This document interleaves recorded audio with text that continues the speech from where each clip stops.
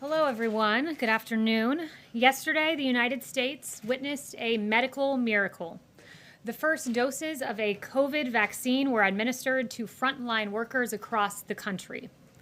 The president promised a safe and effective vaccine in record time, and President Trump delivered. Earlier this year, we heard from several news outlets and so-called fact checks that President Trump would need, quote, a miracle to be right. That was an NBC News article. We were told, according to Healthline, quote, a vaccine will still take more than a year to develop. USA Today warned us that, quote, despite medical researchers' progress, the vaccine, quote, was more than a year away. And National Geographic even told us that achieving a vaccine within, quote, a year to 18 months would be absolutely unprecedented, end quote. These reports deserve their own fact check. False. President Trump has not only been the optimist, hopeful to achieve a vaccine by year's end, he has also been a leader. Through Operation Warp Speed, President Trump, the businessman, and the president, as the innovator, has succeeded.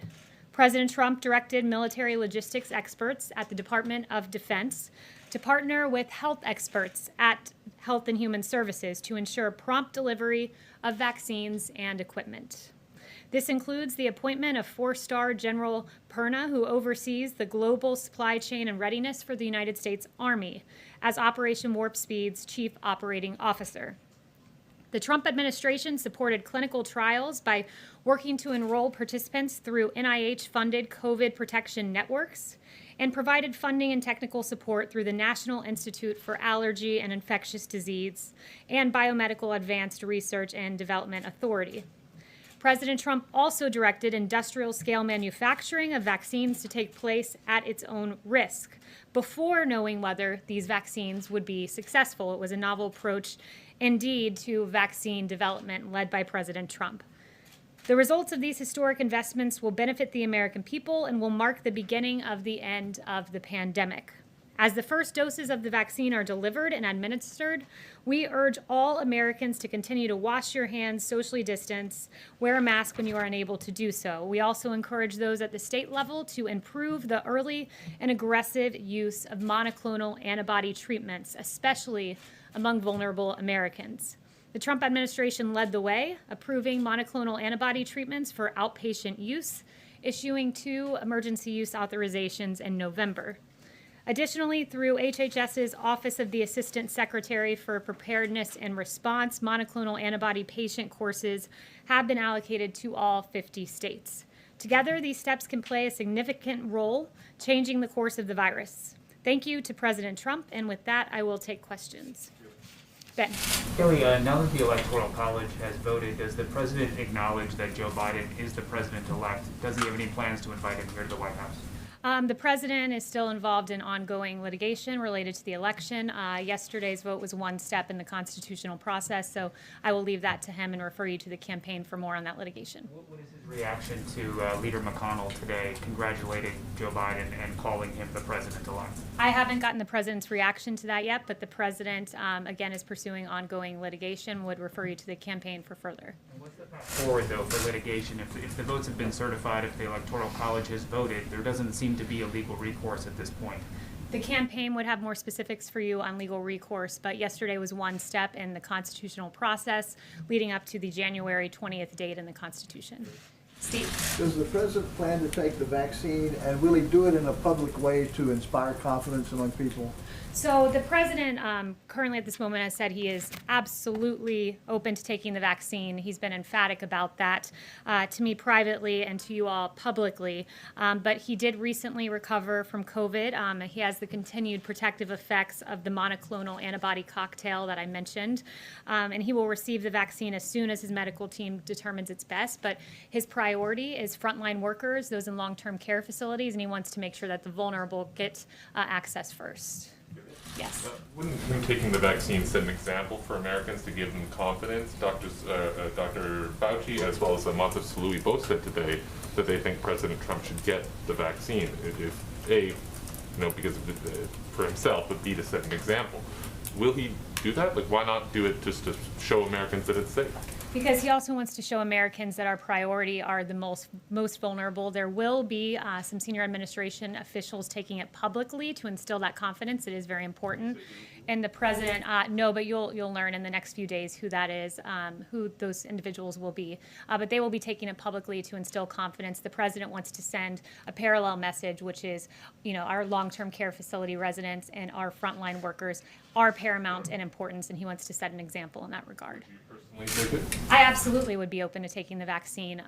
As has been reported and as I shared with some of you yesterday, the White House, it will be a very limited group of people who have access to it initially. The president's tweet indicated that the White House should receive it at a later date to, again, prioritize the most vulnerable.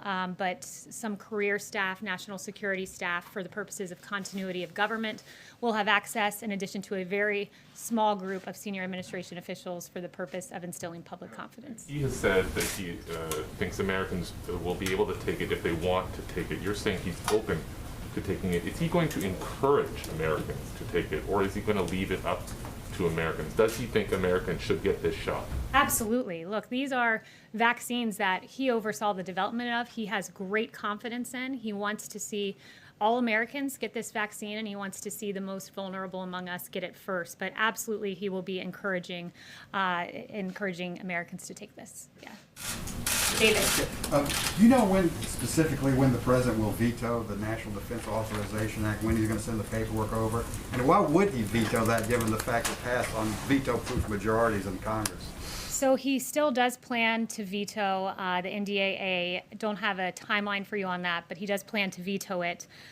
He wants to make every effort to protect our military men and women, and will prioritize military funding in the big omnibus bill. But he also has other important priorities and I should say problems with the NDAA beyond just the absence of Section 230 repeal and beyond the inclusion of the Warren Amendment. One of the provisions of concern is provisions about troop withdrawal and deployment in Afghanistan, South Korea, and Germany. And so there are a number of provisions that he is. Said it was weak on China, but no Republican really seems to agree with him on that. Why does he think the bill is bad on China? So by not including a Section 230 repeal, what you're in effect allowing is Twitter to continue to not censor Chinese propaganda. Recently, there was a tweet by the U.S., the Chinese Embassy in the United States, about the Xinjiang province and allowing all citizens to enjoy the same rights, including freedom of religion. That clearly is not the case, as the Uyghurs have been absolutely tortured in that province. There was another tweet that they allowed about the virus originating in Wuhan. They said it did not originate in Wuhan. That obviously is Chinese disinformation, and the president's priority is to ensure that that isn't permitted. Yes. Did Leader McConnell give the president a heads up that he was going to talk about Biden on the floor today?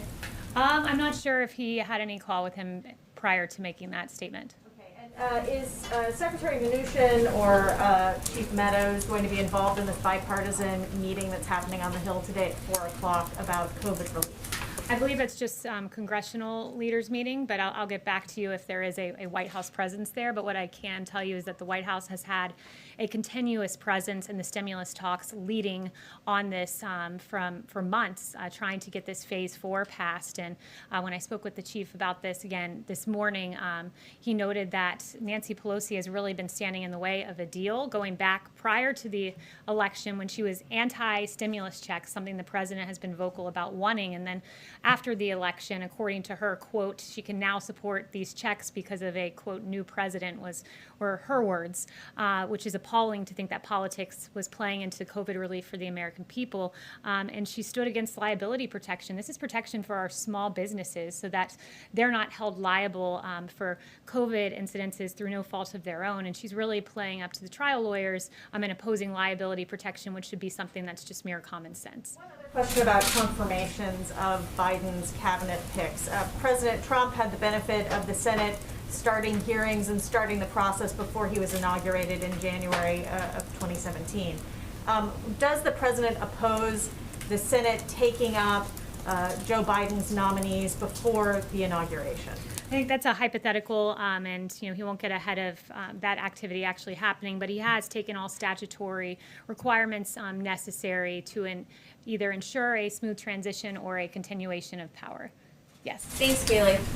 Given the success of Operation Warp Speed, why hasn't President Trump been more visible during this initial vaccine rollout? You have the vice president in Indiana today. Where's President Trump? President Trump's been hard at work on COVID behind the scenes. Just because you don't see him at the podium every day doesn't mean that he's not aggressively pursuing actions on behalf of the American people. He's briefed on COVID regularly, and I'm here speaking with you guys. Others are out communicating this information. Yeah. Could you comment on the Russian hackers breaching several federal agencies? How serious was this breach, and is the Trump administration considering retaliating? Look, the U.S. government, we're aware of all of these reports. We're taking all necessary steps to identify and remedy any possible issues related to the situation.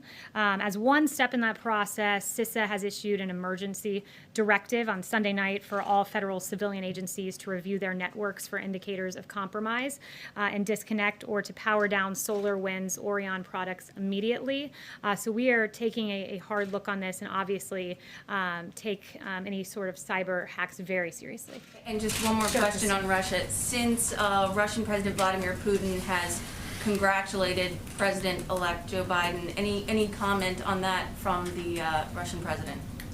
No comment on that. I'll leave it to the president to react to that. Has he spoken to President Trump? Not that I'm aware of, no. Let's see. David. Does the president intend to run for election in 2024, and would you like to be part of that campaign? I will leave that to the president, but he's still pursuing ongoing litigation at the moment for this election. Yes. Todd. Thanks. President Trump supported the Texas lawsuit at the Supreme Court, and a lawsuit that President-elect Biden called an assault on democracy. How is it not anti-democratic to try to nullify 20 million votes? I think pursuing legitimate litigation through the judicial system is in no way assaulting democracy. In fact, it's using Democrat institutions in the manner they are to be used to pursue legitimate claims with sworn affidavits and additional evidence. But I do think what is an assault on democracy are the 4 investigations into President Trump over Russia collusion that turned up nothing. I mean, Mueller alone, you had 19 lawyers, 40 FBI agents, 2,800 subpoenas, 500 search warrants, millions of taxpayer dollars, all to find no collusion. And the investigation into President Trump began far before he was even elected president of the United States. And his intel briefings in the transition period were even weaponized against him. An insurance policy from Peter Strzok was put in place against this president prior to him being elected. That is what is an assault on democracy. Blake. Kayleigh, I want to ask you about COVID relief negotiations, but just to hone down on what was asked about the vaccine, yes or no, we should expect to see President Trump take a coronavirus vaccine before January 20th and do so on camera? He will take it when health experts and his White House doctor ask him to do so and says it's the appropriate time. He is very open to taking this, but also wants to prioritize our frontline workers. Since you brought up the vaccine, before you get to your next question, one thing I do want to make clear is that there are 2.9 million doses of the Pfizer vaccine that have gone out. In 21 days, there will be an additional 2.9 million of those doses because, of course, the Pfizer vaccine is 2 doses. And there are going to be rolling updates and shipments of the vaccines. Of course, we've secured millions in advance. And this Friday, there will be 4 million Pfizer vaccines going out. We are hopeful that Moderna gets approved. The FDA said that the data looks good. We're waiting for that EUA. So hopefully there will be that EUA and then an additional 6 million Moderna doses out next week. So 10 million doses out next week. And I want to emphasize, just stepping back from a macro perspective, because it is so impressive what this president did, making these agreements in advance. And he secured not just tens of millions of doses, but in fact, hundreds of millions. There's the 100 million with Pfizer. There's 100 million with Moderna. We've secured another 100 million from Moderna. We're hopeful that we will get an additional 100 million from Pfizer. I think we will. And then Johnson & Johnson is nearing the end of its phase 3 clinical trial. That's another 100 million doses secured, with hundreds of millions doses more if needed. And then AstraZeneca, which is in phase 3 clinical trial, 300 million doses secured. So it's a really impressive achievement what this president has done. But what's your next question? Negotiations, so there's this meeting this afternoon, the Big Four up on the Hill. We're told, by the way, that Secretary Mnuchin will be there.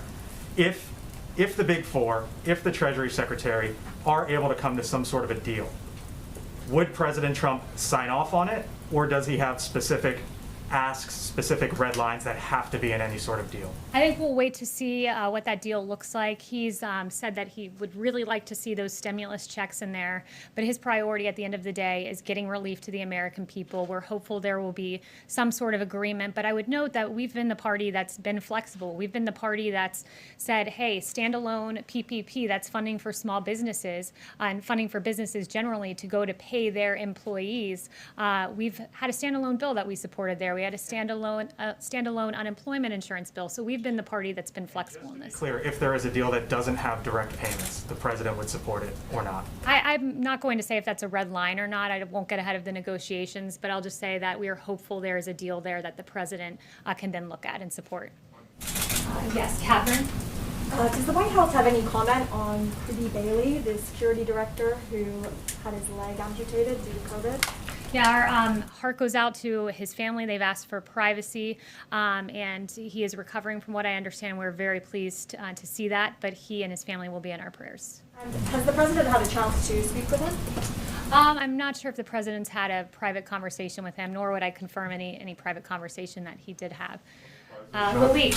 Thank you for doing this. Over the weekend, a statue of Mahatma Gandhi was desecrated by some protesters in downtown DC. This is for the second time this has happened. I would like to have your comments on that. Yeah, it's terrible. No statue or memorial should be desecrated, and certainly not one like that of Gandhi, who really fought for the values that America represents of peace, justice, and freedom. So that desecration is appalling to see. It's appalling that it's happened more than once, and we believe the reputation of Mahatma Gandhi should be respected, especially here in America's capital. Ask one more, if I Sure. Does the president believe that the democracy in the United States is under threat? And based on the streets, what are the electoral reforms he wants to push in this country? What was the first part of your question? I couldn't. Does the president believe that democracy in the United States is under threat? That democracy is under threat. He believes that it certainly was under assault when it comes to the investigations into his administration, the Mueller probe, the unfortunate way that our FBI was mishandled by folks like Andy McCabe, by folks like Jim Comey, and weaponized in a political way against his candidacy and then against his presidency. Yes, Charlotte. Thanks, Kayleigh. Is President Trump planning to take any action after seeing the forensic audit of the machines in Antrim County, Michigan? I'd have to refer you to the campaign on anything regarding the election. Yeah. Just as far as the 2018 executive order on election interference, has he received a report yet? And when he does receive it, is any of that going to be available for the public to look at? I am not aware of any report that he's received to that end. Yeah. Chanel. Thank you, Kayleigh. Just want an update statement on Iran, especially in light of the just signed Israel-Morocco deal. Where does the White House see that Iran's standing in the Middle East now? Especially, what is the current assessment from the White House with regards to Iran's standing in the Middle East as you continue to sign Middle East deals? Are they going to strengthen? Is it weakening? What is the current White House assessment on Iran? Yeah, as the region increasingly comes together through these peace deals, which Senior Advisor Jared Kushner, Avi Berkowitz, and others, National Security Advisor Robert O'Brien deserve a ton of credit for. It's remarkable. But as the region continues to come together, our maximum pressure campaign continues to be effective. Iran is increasingly isolated and weakened. And when President Trump came into office, you know that the region was in extreme turmoil. ISIS had a caliphate, and Iran's proxies were wreaking havoc Since taking office, President Trump has worked to rebuild trust with our regional partners and identify their shared interests. And unlike the previous administration, which gave Iran piles of cash and a deal with a sunset provision that would have allowed them to get nuclear weapons, this president has isolated Iran, and he's done it through 4 peace deals, which is 4 more than his predecessor. But it's unfortunate that it doesn't give much coverage in the mainstream media. But I guess we shouldn't be surprised, because in the last 24, 48 hours, there have been quite a few stories that have not gotten a ton of coverage in the mainstream media. As former White House Press Secretary Ari Fleischer said, bias is often found in stories the press does not cover. And last week we found out that Democrat Congressman Eric Swalwell was infiltrated by an alleged Chinese spy. This spy cozied up to Swalwell, raised funds for his 2014 campaign, and even planted an intern in his office. And that relationship continued until the FBI briefed him in 2015, and that was some very good reporting done by Axios. But after entangling with this spy for years, Swalwell hypocritically went on to be one of the lead instigators of the Russia collusion hoax in the impeachment sham. Swalwell wrote this on his congressional webpage: President Trump and his team are directly and indirectly tied to Russia. That was not true. He then said in September of 2020, the president has a compromised relationship with Russia. Untrue. April of 2019, he said President Trump certainly acts on Russia's behalf and acts like Russia's leader. Not true. January 2019, Eric Swalwell said it's pretty clear President Donald Trump is an agent of Russia. Not true.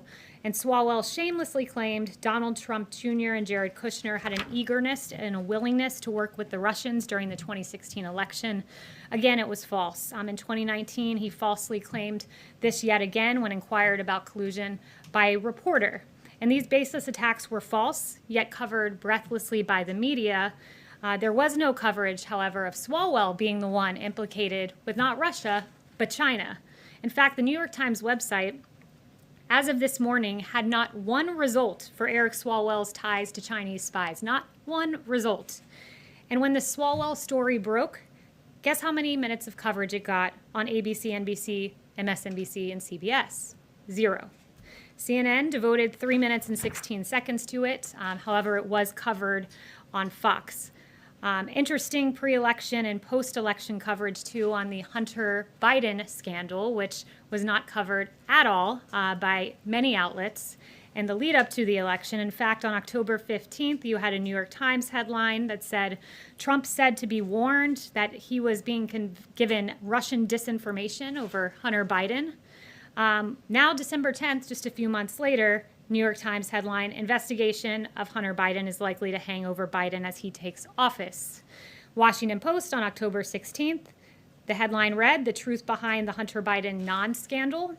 Now you have the Washington Post headline that says this, Hunter Biden tax probe examining Chinese business deals. Politico, October 19th, Hunter Biden's story is Russian disinformation. That's a favorite. Dozens of former intel officials say, false yet again. December 2nd, now Politico reads, Justice Department's interest in Hunter Biden covered more than taxes. Really interesting turn of events, and good for those who covered what was a story all along and not Russia disinformation. Isn't it hypocritical for you to accuse others of disinformation when you spread it every day?